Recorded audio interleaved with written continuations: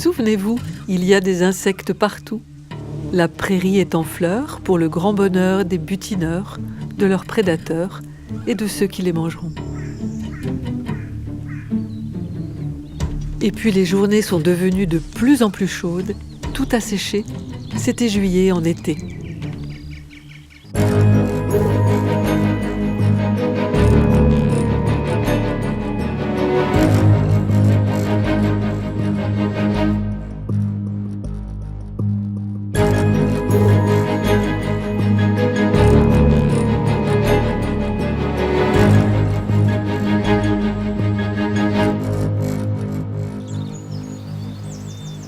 La prairie devant les cerisiers est comme grillée. À l'ombre, les mauves s'épanouissent. Ces fleurs, très riches en pollen, sont prisées des abeilles. Les jeunes punaises vertes vont préférer les feuilles. Il y a encore eu des pontes, d'où vont éclore des juvéniles, qui passeront par des teintes et motifs de noir, rouge et blanc avant de devenir adultes. Autre punaise, l'arlequin rouge et noir, qui avertit par ses couleurs de son goût repoussant. Mais est-ce suffisant pour éviter les pattes ravisseuses et acérées de la menthe religieuse affairée à sa toilette? Ces couleurs dissuasives ont un message clair. Attention, poison.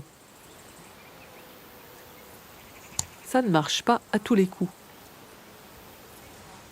Les menthes ne s'y laissent pas prendre.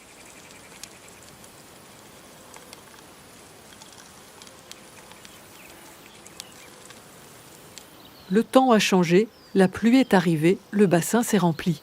Les gérisses sont apparus. Ces insectes sont également des punaises, mais carnivores cette fois. Ce sont de véritables carnassiers, dotés d'une excellente vue. Ils immobilisent leur proie, leur injectent des sucs digestifs à l'aide d'un rostre puissant comme un poignard. Par chance, ce criquet a pu leur échapper.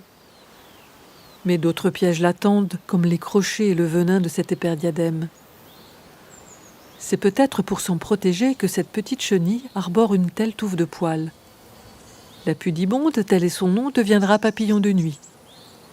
En attendant, elle se nourrit de feuilles et se promène protégée par ses poils et son toupet rose.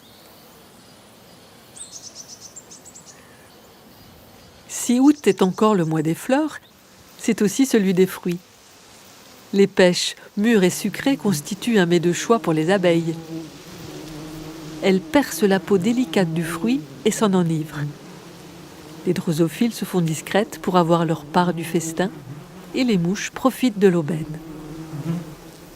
Une fois mûre, la pêche tombe, se décompose et libère enfin le noyau, la graine. Les plantes sont enracinées, elles ne peuvent pas bouger. Mais leurs graines, elles, peuvent être déplacées par d'autres, des animaux, l'eau, le vent, et ainsi conquérir de nouveaux espaces, trouver de nouvelles ressources, rencontrer d'autres individus et brasser leurs gènes.